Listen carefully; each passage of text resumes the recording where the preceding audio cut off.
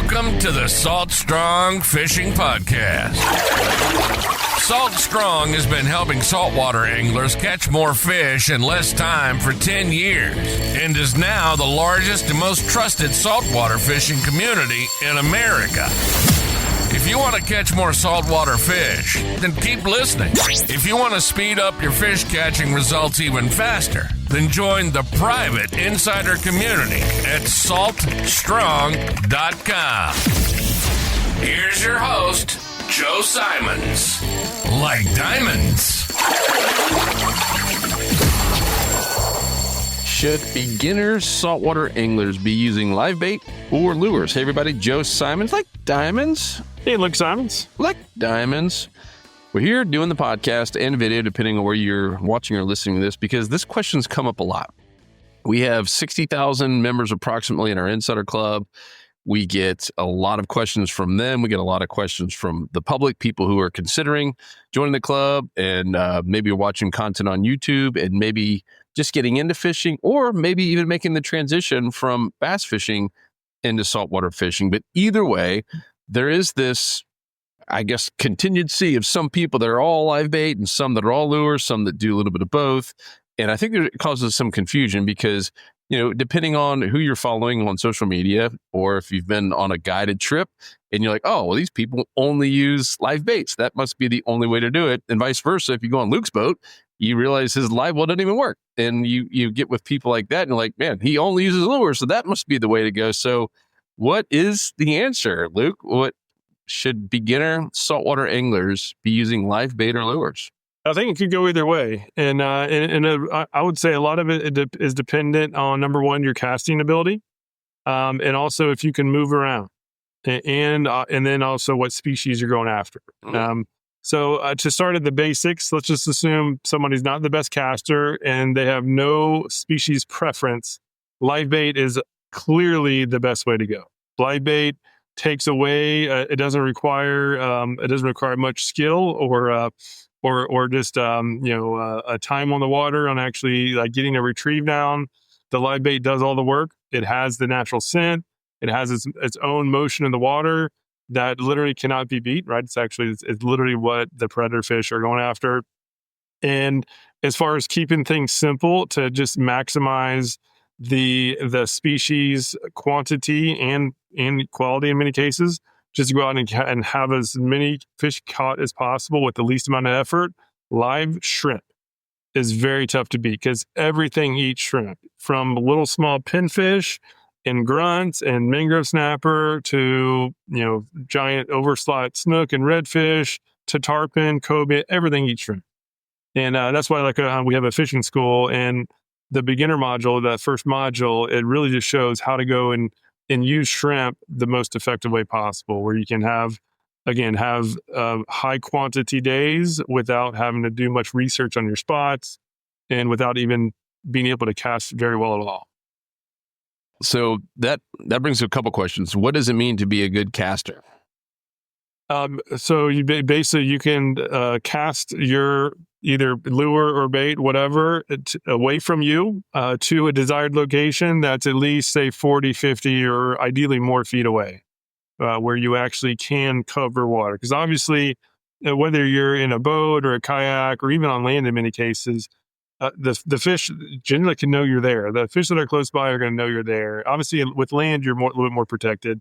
But if you're on the water on a boat or kayak, anything within 30 feet, you can almost guarantee is going to be spooky. And so you want to be able to get outside of that cone, if you will, of fish knowing that danger is in the area. If you can't do that, you're not going to catch anything.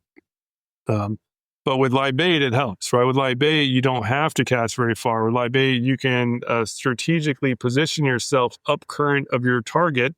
And this is, again, in the positioning lesson within the fishing school. We teach you to get up current from your desired target with live bait, and then you can just literally drop it down and not have it weighted and just feed it line. And the current will take your bait to the structure zone where you're going to be getting some strikes.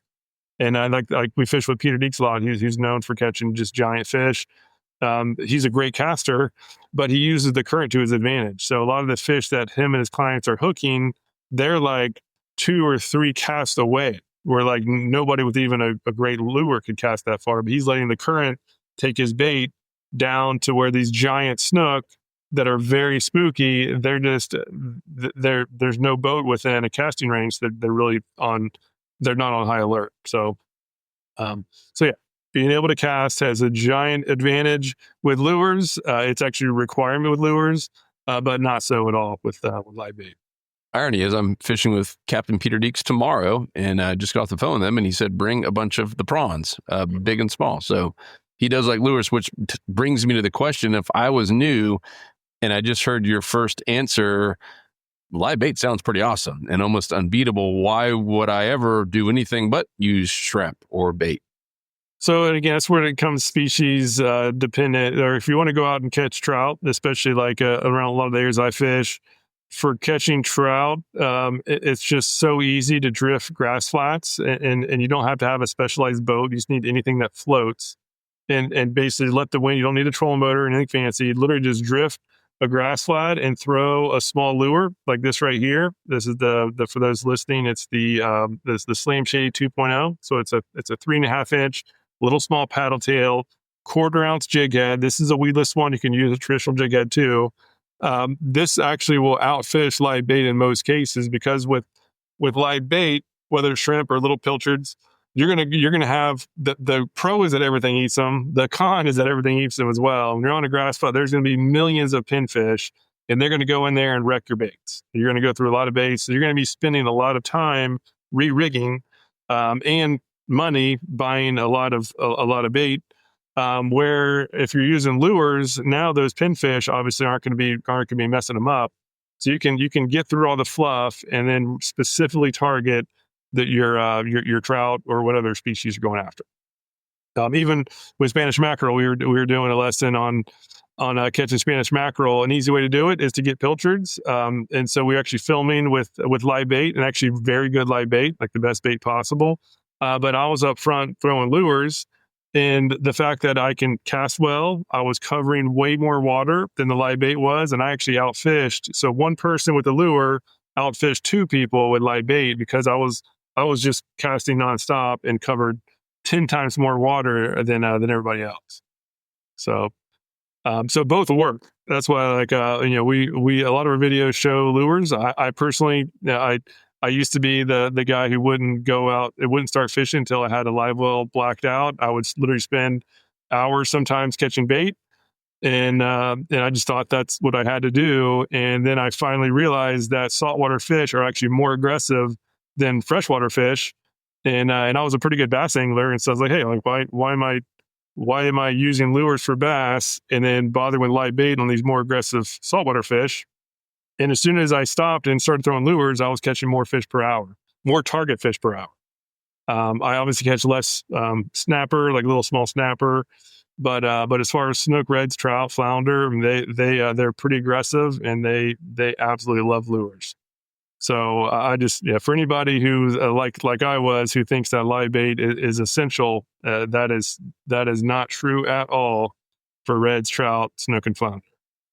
Cool. Yeah. So you talked about casting. Completely agree. Another variable you mentioned was your, I guess, if you're in a boat or a kayak or land, meaning what sort of vessel are you in? Because if you are in one, you need to have some sort of live well or some way to keep your bait alive, assuming you've got live shrimp or, you said, pilchards or anything else. Talk about that, where that comes into play in terms of pros and cons with live bait versus lures.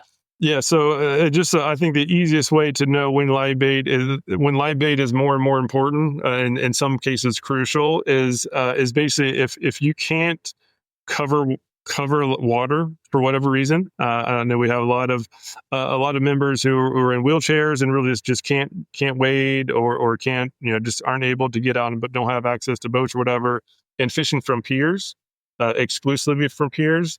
There's only so much area on a pier that you can fish. So, and it gets a lot of fishing pressure. So high pressure areas is going to increase the need for live bait. So yeah, if for anybody fishing from piers all the time, I won't say live bait is required. A lot of people catch really good fish with lures, but it's just much more important. Really, where lures come into play, it comes down to a numbers game. It's all about covering water. As in that example for the Spanish mackerel trip, again, I outfished 2 people with live bait simply because I covered way more water than they ever could. We were essentially trolling, so we were letting the wind drift us, and so their baits were basically going in a straight line, and so any fish, that was going to possibly pick up on it had to be relatively close. And I was in the front of the boat slinging left and right and forward all over, and so I was able to pick off the fish before they even got the fish that we actually came by before they even got live bait. Um, so yeah, it's really not if you can cover water, whether it's by drifting a flat or wading a flat. I know, like Wader Day, we have a lot of members who don't have boats, but they just go fish from shore. They go wade fishing, and in many cases are outfishing members with very fancy boats. If you can cover water quietly, you're going to have a huge advantage. And wade fishing oftentimes is the best way to sneak up on those really big smart fish. Yeah, man. In Texas, we had Scott Ray on, and that's what they do. Those big gator trout rarely are those big gator trout, those 30 plus inchers caught out of a boat. Most of them are taking boats somewhere. Sometimes they find some land-based areas they can wade from land, but normally they're taking those little really shallow water boats up on the flats, anchoring it, and then walking away.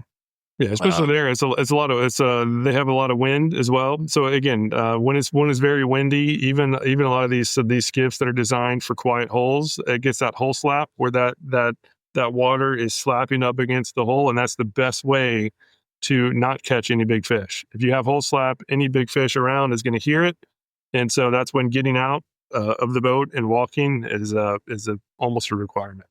And you can have it with a kayak as well. I think that's one that's probably not talked about enough, just the overall noise, not just hole slap. But, we hear from so many anglers, and we've been on the boat with some of them, and you hear just how loud they are. I mean, everything that you drop a weight on your deck, those fish are you could hear it. If you were underwater, you hear it. Pat did an excellent video tutorial of everything you can hear, even just the power pole going down. I mean, how loud that is underwater. It's pretty fascinating. And I think so many of us aren't thinking about that sometimes. Just kind of being sloppy and dropping stuff or stomping, dropping a hatch. I mean, all that stuff is just vibrating out underneath the water. Yeah, even anchors, right? There's anchors with chains. Our coach Pat did a noise test, and yeah, just that chain of the anchor dropping down was so loud. Plus the power pole, everything is. That's why, again, drifting, I mentioned before, drifting a flat, like a grass flat, is just such a good way to catch a lot of fish. That's the quietest way to cover water, right? And there's no motor, nothing. And again, it's easy. It's cheap too. Just get something that floats, and it is shockingly effective. The other thing against live bait, if you're wondering, hey, why would I ever use lures? It's the freedom. Just go out there and not have to lug around a cast net if you are having to cast it, right? To get your own bait or to go wait in line. When I was talking to Peter, he's like, yeah, there's actually a shrimp shortage right now of the shrimp he likes. I mean, so he's having to go to multiple places. Like, yeah, I'm having to go to this seedy gas station to meet the bait guy just to get some shrimp for tomorrow. So, I mean, that's another one that, we many times would waste the first hour of the day, like, which is the prime time, right? Sun's coming up and you're sitting there for an hour sometimes trying to get bait. Sometimes it's easy. If you're a guide and where the bait spot is and you're fishing every day, yeah, 1-2 cast, maybe you're in and out of there in a few minutes. But we have to sit there and chum. So sometimes we bring cat food and we're sitting there waiting and then making a cast or 2 or 10 or 30. And all of a sudden it's, the prime time fishing is just long gone. And lo and behold, if you've ever had a saltwater boat or a friend with a saltwater boat, what's one of the first things that's always going to malfunction or fail? The live well. The live well. And if you have 2 live wells, that's double the chances that something's going to break. It always happens. Just one more thing you have to worry about and make sure it's always working. Because if it doesn't, all that bait dies, and then you're down to nothing, or you're hoping and praying that you remember how to use a lure. So that's another reason. Go, you're about to say something. I was going to say another con, in my opinion, the biggest con of all is just the wasted time cleaning up after throwing the cast net. Especially, we used to throw the net over grass flats, and it's cool that you see what's on the flat. There's a lot of life. Those cast nets just bring in everything. Brings in the weeds, obviously, but you'll have little grass shrimp, you'll have glass minnows that get in there, and then they come in the boat. Now they're stuck in all those little, every little crevice of the hatches. And then it dries. And basically at the end of the day, I'm having to scrub the boat. I was literally having to spend 30 minutes to an hour after every trip. After I got home, I'm exhausted. I want something to eat, but I had to go spend all the time scrubbing the boat. And now that I don't do live bait at all, I rarely ever scrub the boat at all. Like after a trip, I just hose it down. Cause there's no junk that gets in the boat.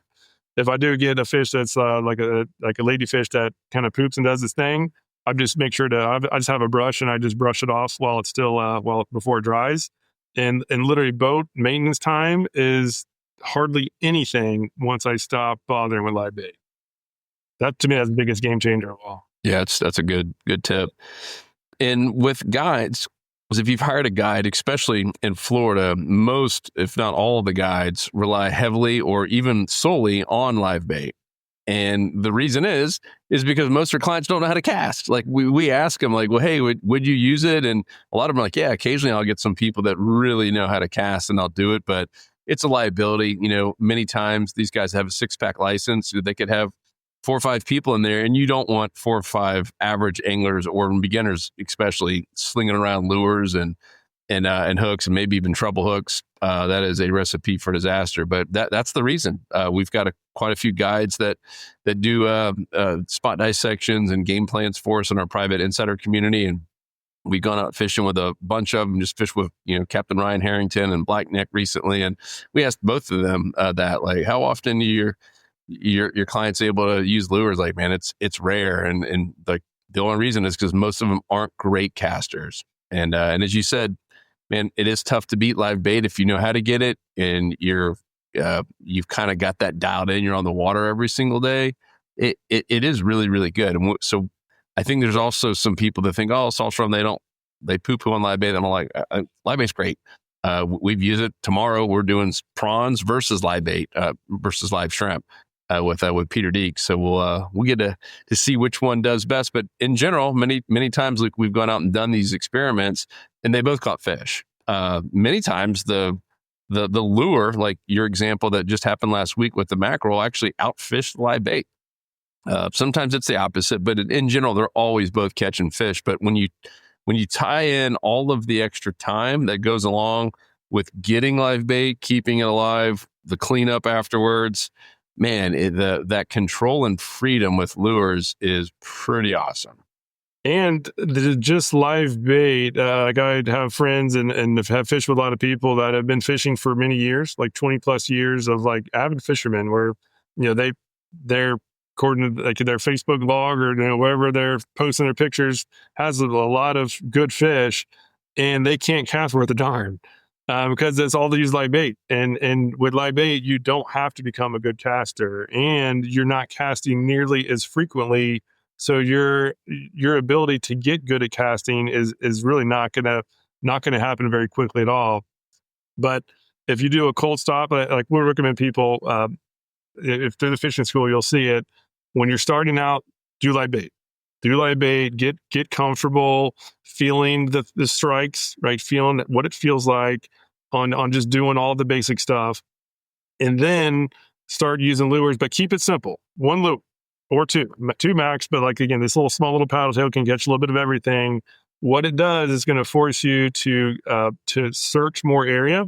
You're not going to be soaking baits in one spot for 20 minutes. You're going to be constantly moving. So you're going to see a lot more examples of what a good spot looks like. And a good spot, meaning that's where you're catching fish. And you're going to get better and better at quickly knowing if you're in a good spot or not. Also, again, on casting, you're going to be making 10 times more casts, and probably more than that, probably 20 times more casts per hour.